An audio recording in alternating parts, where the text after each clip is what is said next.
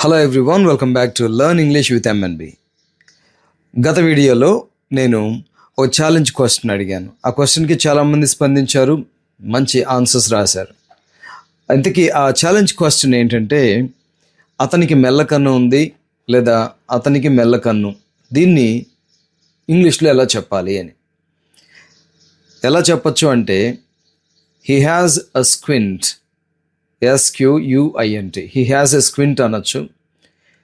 అలాగే he is squint I'd లేదా he is cross I'd అనొచ్చు. కాకపోతే ఈ స్క్వింట్ ఐడ్, క్రాస్ ఐడ్ అనేవి కొద్దిగా రూడ్గా ట్రీట్ చేస్తారు, అంటే ఇంపొలైట్, అమర్యాదగా ఉంటాయని. వీలైనంత వరకు ఇవి వాడకపోవడం మంచిది, బట్ అర్థం చేసుకోవడం కోసం ఉపయోగపడతాయి అని చెప్తున్నాను. He has a squint, perfect, సింపుల్గా చెప్పచ్చు. కొంతమంది he has a squint I అని కూడా అంటారు కలోక్వియల్గా. కాకపోతే హీ హ్యాస్ ఎ స్క్వింట్ అంటేనే అర్థమవుతుంది అది కళ్ళకి సంబంధించి అని. సో ఈరోజు వీడియోలోకి వెళ్దాం. ఈరోజు వీడియోలో ఒక 8 సెంటెన్సెస్ని తెలుగు నుంచి ఇంగ్లీష్కి ట్రాన్స్లేట్ చేయడం చూద్దాం. అలాగే ప్రతి సెంటెన్స్ని ఇంగ్లీష్లో ఎలా చెప్పాలో 2-3 రకాలు చూశాక అందులో ఒక వాక్యాన్ని ఒక డైలాగ్లో, ఒక రోల్ ప్లేలో వాడి చూద్దాం. And you can see my students perform this one. Okay, you can see the dialogues. ఆ డైలాగ్స్ చూడొచ్చు, ఆ ఎక్స్ప్రెషన్ ఎలా కాంటెక్స్లో, సందర్భంలో వాడుతున్నారో తెలుసుకోండి. ప్రతి ఎక్స్ప్రెషన్ డిస్కస్ చేశాక ఒక రోల్ ప్లే ఉంటుంది మధ్య మధ్యలో. చివరిదాకా చూడండి. ఈ వీడియోని లైక్ చేయండి. అలాగే don't forget to leave a comment below. Okay, now let's begin.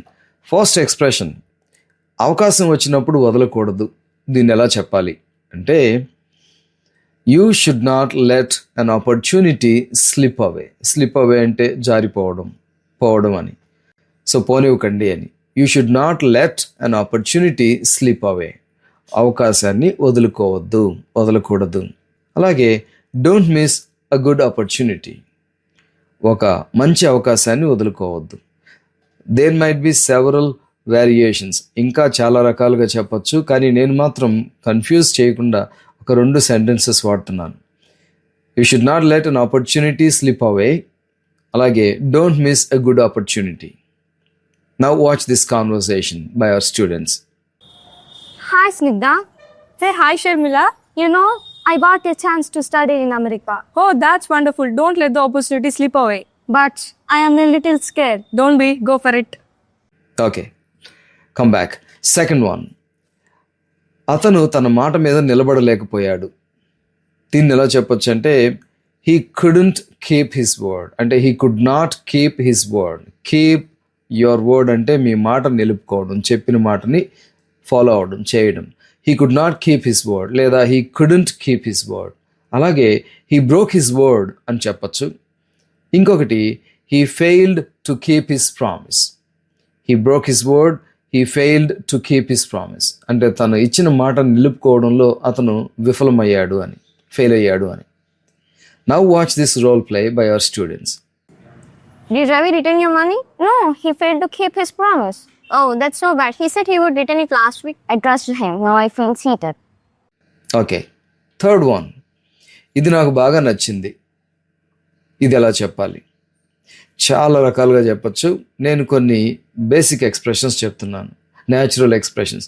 I really like this, I really like this అనొచ్చు. అలాగే ఇంకొద్దిగా గట్టిగా చెప్పాలి అంటే, కొద్దిగా బాగా చెప్పాలి అంటే, I absolutely love this, I absolutely love this. అలాగే this is so good, this is so good, ఇది చాలా బాగుంది అంటే నాకు నచ్చింది అని ఇలా కూడా చెప్పచ్చు. Now watch this role play. Hey, Vanilla, how was the mango milkshake? Wow, I absolutely loved it. I told you, it's the best in town. I'll go there every weekend. Okay, welcome back. Number 4, వాళ్ళని నమ్మకూడదు, వాళ్ళని నమ్మకూడదు. దీన్ని ఎలా చెప్పాలి అంటే, సింపుల్గా you should not trust them. స్పోకెన్లో కదా, యూ షుడెంట్, కంట్రాక్షన్స్ అంటే షార్ట్ ఫామ్ వాడితే బాగుంటుంది. యూ షుడెంట్ ట్రస్ట్ దెమ్ లేదా you should not trust them. దీనికి ఆల్టర్నేటివ్స్ ఏంటి, ఇంకా ఏం చెప్పొచ్చు అంటే, don't put your trust in them, don't put your trust in them అంటే నీ నమ్మకం వాళ్ళ మీద ఉంచొద్దు, వాళ్ళని నమ్ముకోవద్దు. అలాగే you should not rely on them, you should not rely on them అంటే రిలై అంటే డిపెండ్ అని, నువ్వు వాళ్ళ మీద ఆధారపడకూడదు, వాళ్ళని నమ్మకూడదు అని. Now watch this conversation to understand one of the expressions. They say they will help me. Don't put your trust in them. Why? They sound nice. You know, they cheated me last year. Be careful. Okay, welcome back. Number 5. ఇంతసేపు ఎక్కడున్నావు? ఇలా అడగాలంటే ఎలా? దీనికి natural expression ఏంటంటే where have you been all this time? Where have you been all this time? ఒకవేళ ఆమె ఇంతసేపు ఎక్కడ ఉంది అని అడగాలనుకోండి, where has she been all this time, లేదా where has he been all this time, అతను ఇంతసేపు ఎక్కడున్నాడు అని. కానీ ఇక్కడ యూ కాబట్టి subject, where have you been all this time, ఇంతసేపు ఎక్కడున్నావు? దీనికి ఆల్టర్నేటివ్స్ ఏంటంటే what took you so long, ఎందుకు ఇంత లేట్ అయింది, ఎక్కడున్నావు ఇప్పటిదాకా అని. What took you so long, ఎందుకు ఆలస్యం అయింది అని అడుగుతున్నా ఇంతసేపు ఎక్కడున్నావు అనే కదా. నెక్స్ట్ సింపుల్గా వేర్ హ్యావ్ యు బీన్ అని కూడా అడగచ్చు. ఆల్ దిస్ టైమ్ అనకపోయినా వేర్ హ్యావ్ యు బీన్, ఎక్కడున్నావు ఇప్పటిదాకా, where have you been. Now watch this conversation. Hey, look who is here. Long time, Akila. Where have you been all this time? Oh, busy with the job stuff. Missed you so much, Akila. Okay, welcome back. 6th sentence.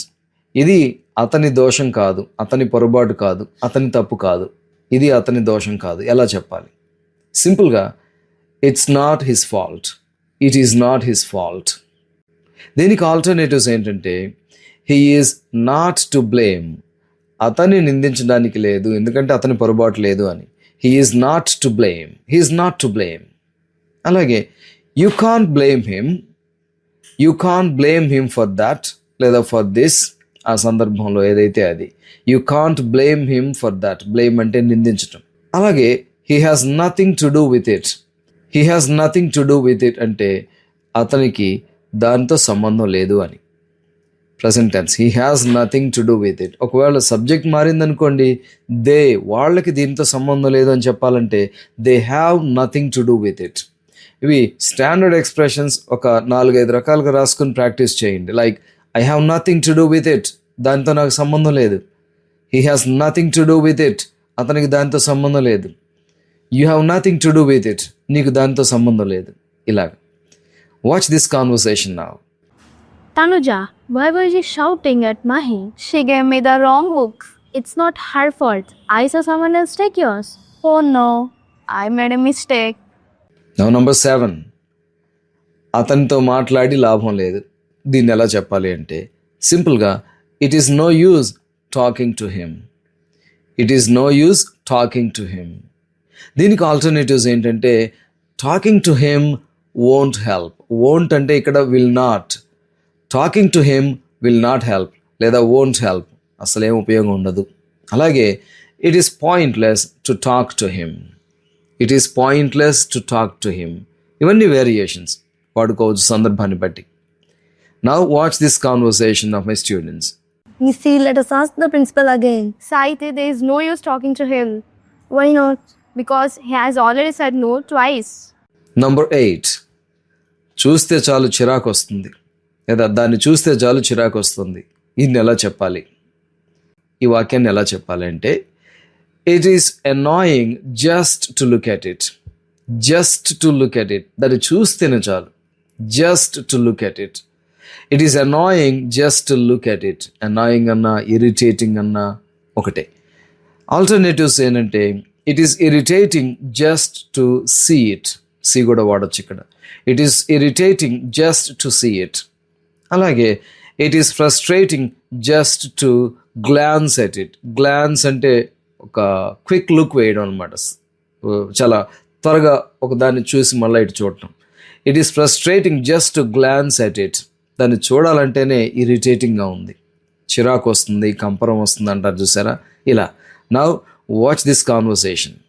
Lahari, why is this cupboard always open? It's annoying just to look at it, Neha. Let's fix the door today. Yes, before I lose my mind. I hope you have liked this video and I believe that you have learned something from this video.